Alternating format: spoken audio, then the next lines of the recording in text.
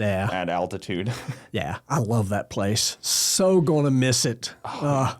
You can't not get like a little sadness in you when you're thinking about Bandimere. If you've ever been there, you know there's a special feeling about rolling down those staging lanes. Oh, man, it's nothing like that. I mean, what other track you can't see the racetrack.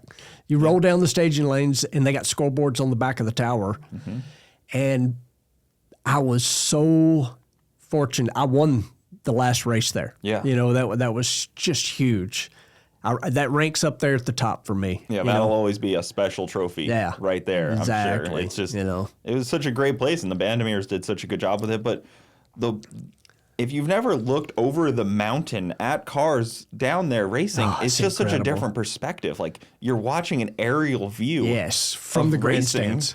From either in your pits if you're way up at the top or in the grandstands. It's an aerial view of drag racing, which doesn't happen anywhere else. Yeah, I mean, I insisted...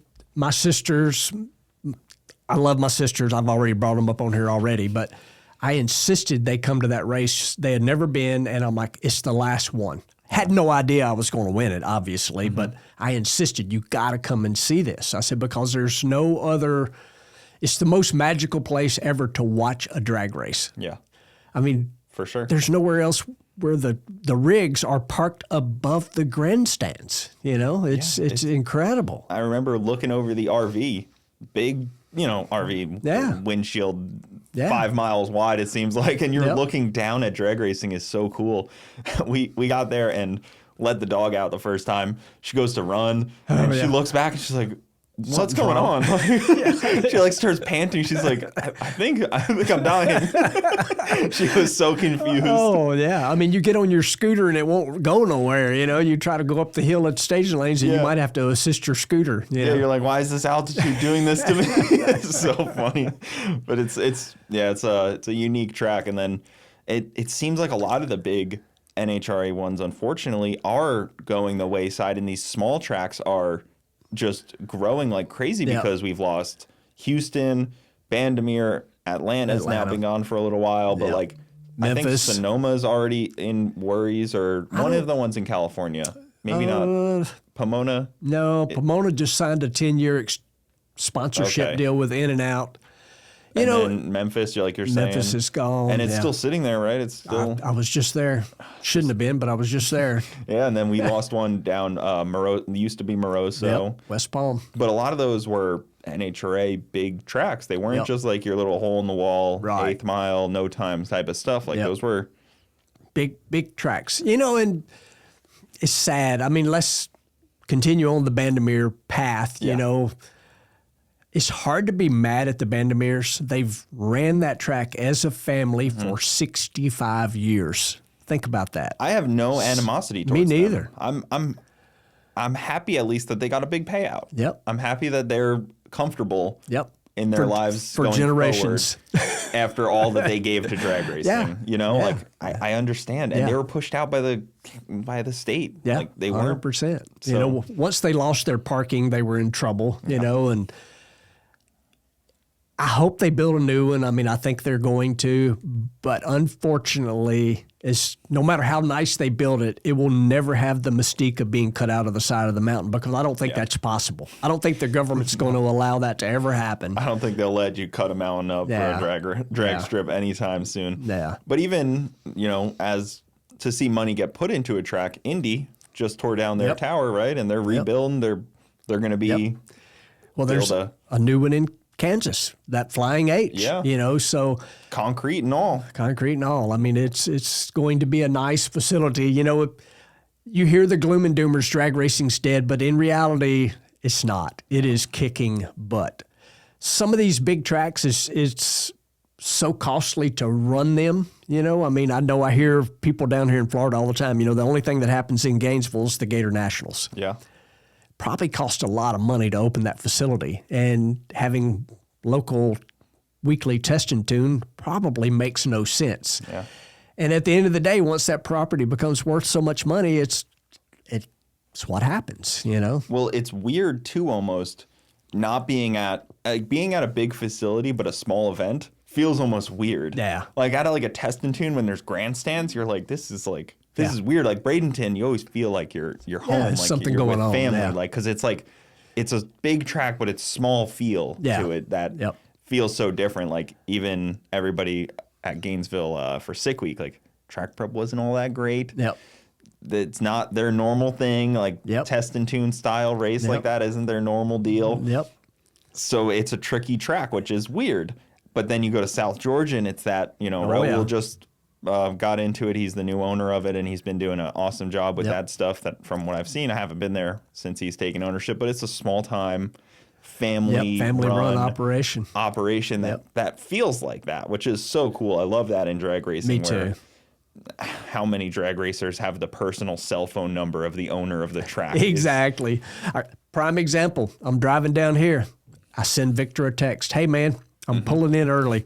Yeah. Oh, yeah. Or Wade, Yeah, exactly. Wade's there. I don't think he's ever left there, actually. I think he's just a permanent fixture. Yeah, I bet Wade's got the shakes going, all that glue being scraped off the racetrack right now as we're doing this. I know. I want to go take some. I need to add it to my jar. I got the. They should have sold the jars of glue next.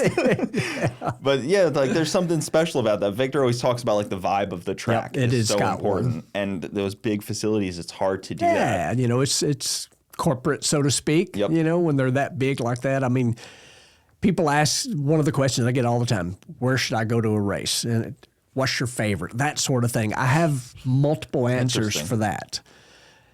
My favorite, and this is purely just an emotional driven thing, my favorite is Bristol.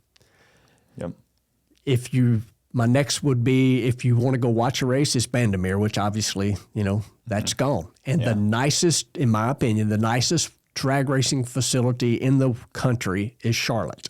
That place is spectacular. Yeah, ZMAX is unreal. Unreal. It's You're talking 4-wide ZMAX. Yeah, it's an unreal facility. It's spotless. The asphalt's perfect in the parking area. It's beautiful. So I have multiple answers. And those grandstands are unreal too. And if you get there, sometimes you can hear the NASCAR going on, like NASCAR riding around the track because it's not far away. I would agree. I've been to all those, and I would 100% agree with that assessment. I think Thunder Valley, Bristol, right? They call it Thunder Valley because don't they call it Thunder Valley, Oklahoma also? Well, I think there's a few of them. I mean, because Bandimere's got a Thunder Mountain, I think is what that is, And then there's Bristol's cool Thunder Valley because it is in a valley. You're in a valley, so everything echoes and you look around and it's just like woods and trees and like a great place. I also really like MIR up in... Oh, yeah, Budds Creek. Yeah, you go there like in the fall, and it's such a nice place to be. They have a really long, nice shutdown. Like you can just cruise down the shutdown, but there's...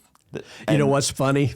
Mine and your perspective on long shutdowns are like 100% opposite because I've did IHRA forever. I raced IHRA Sportsman. I did Top Fuel there, and we did not. Even after I went to Top Fuel, we didn't go to Budds Creek, even though it was on the schedule for a few years because it wasn't long enough. Really? Yeah. Interesting. So I was looking at shutdowns the other night, just in the thought of this. And I was looking at Dallas, and I was like, man, they look like they got a lot of shutdown. And then they have a long sand trap because we'll be in Dallas in March for TX2K. And it'll be my first time actually racing there. I've been there. It's very, NHRA tracks are all kind of the same layout. They all have, you drive under the tower. They're all kind of the same type of deal. But that one looks like it's going to be a good facility. Oh, it is. It is. So Dallas, this is the driver in me coming out thinking about a youngster like you. Stay in the groove. It's a very narrow, all concrete. They actually, over the years, had to dumb that racetrack down. It was so good. It was also the very first in modern era all concrete facility. And the groove was extremely narrow. And if you got outside of it, you pretty much were a crash.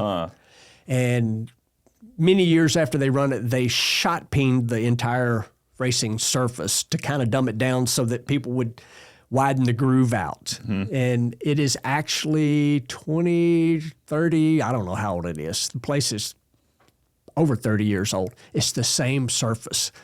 They built it. It's called post-tension.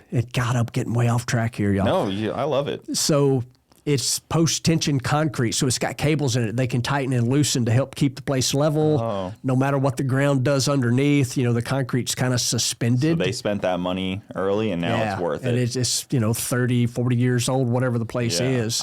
I mean, it's a great facility. It's a Anytime great I've been there, facility. and from the last time I was there, they're not near anything, which is great. No. Anytime there's a drag strip not near anything, because Atlanta, me and my wife loved going there. Yep. But anytime we'd gone there, we were like, oh, there's too much stuff close to here. This isn't looking good. Yeah. Once they built Atlanta, man, we are bouncing everywhere. I know. We done went from Bandimere to We're Dallas. talking about drag strips, man. We're talking about the greatness of them and the feel and the there's not, like, you can't replicate these drag strip to drag strip like